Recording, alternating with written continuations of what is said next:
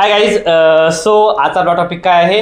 BMS BHMS eligible क्रायटेरियाची कोर्टाची आजच्या हिअरिंगची update काय आहे आपण ते पाहणार आहोत. इलिजिबल क्रायटेरिया खाली येईल का नाही हे तुम्हाला सांगणार आहे. ओके. सो गाईज पहिल्यांदा पहा BMS BHMS इलिजिबल क्रायटेरिया आजचा अपडेट काय आहे 2025 साठी आपण ते पाहणार आहोत. केस काय आहे पहा. काही BMS कॉलेजेसनी कर्नाटक कोर्टमध्ये केस टाकलेली आहे. त्यांचं म्हणणं काय आहे की BMS चे अजून जास्त ऍडमिशन होतील, BMS चे प्रायव्हेटचे अजून जास्त ऍडमिशन होतील, त्यामुळे कट ऑफ खाली करण्यात यावा हे त्यांचं म्हणणं आहे. ओके. हे गव्हर्नमेंटच्या हातात आहे पण ते करू शकतात, गव्हर्नमेंटच्या हातात आहे पण ते करू शकतात. ओके. तर अगोदर अशी एक केस झाली होती, त्यामध्ये असं म्हणणं आलेलं आहे.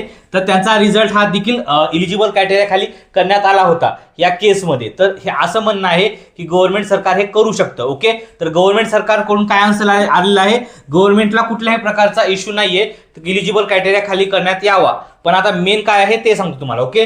सो गाईज कोर्टाचा आन्सर काय आहे, अगोदरच्या जर केसमध्ये बेनिफिट भेटला आहे, अगोदरच्या विद्यार्थ्यांना अगोदरच्या केसमध्ये जर बेनिफिट भेटला असेल तर या केसमध्ये देखील विद्यार्थ्यांना बेनिफिट भेटायला पाहिजे असं त्यांचं डिसिजन आहे. आणि त्यांनी केस काय केलेली आहे, म्हणजे आपली केस काय केलेली आहे, त्यांनी डिस्पोज केलेली आहे. म्हणजेच त्या विद्यार्थ्यांनी केस ही क्लोज केलेली आहे. पण क्लोज करत करत त्यांनी काय सांगितलेलं आहे, त्यांनी असं सांगितलेलं आहे की NCISM ला सांगितले की जी प्रॉब्लेम आहे ती स्वतः पाहावी आणि त्याला प्रॉपर डिसिजन द्यावं, हे त्यांना सांगण्यात आलेलं आहे. ही केस ही क्लोज झालेली आहे बरं का, आता सांगतो तुम्हाला, पण NCISM ला सांगितलेलं आहे. Okay.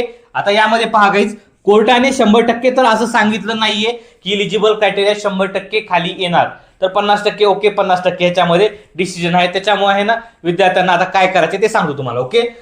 So guys still wait another 1 week. आता परत विद्यार्थ्यांना 1 वीक थांबावंच लागेल काय, कारण की आता काउन्सिलिंग संपतच आहे, तर तुम्हाला 1 वीक थांबणं गरजेचंच आहे.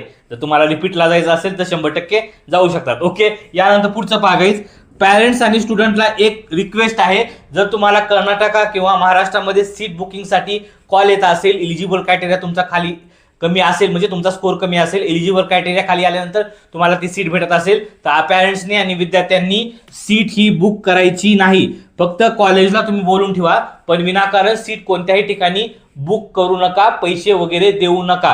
क्लिअर सांगतोय. ओके. आणि सगळ्यात शेवटचं, जर रिपीट करायचं नसेल, जर विद्यार्थ्यांना रिपीट करायचं नसेल आणि तुम्ही ज्या ठिकाणी पैसे भरतात त्या ठिकाणी ट्रस्ट असेल, तुम्हाला ट्रस्ट असेल, विश्वास असेल की आपण त्या ठिकाणी पैसे दिलो आणि नंतर आपल्याला ते पैसे वापस भेटतील, तर 100% तुम्ही त्या ठिकाणी सीट बुक करू शकतात. ओके. काय अडचण वगैरे असेल मला कॉल करा. Bye guys.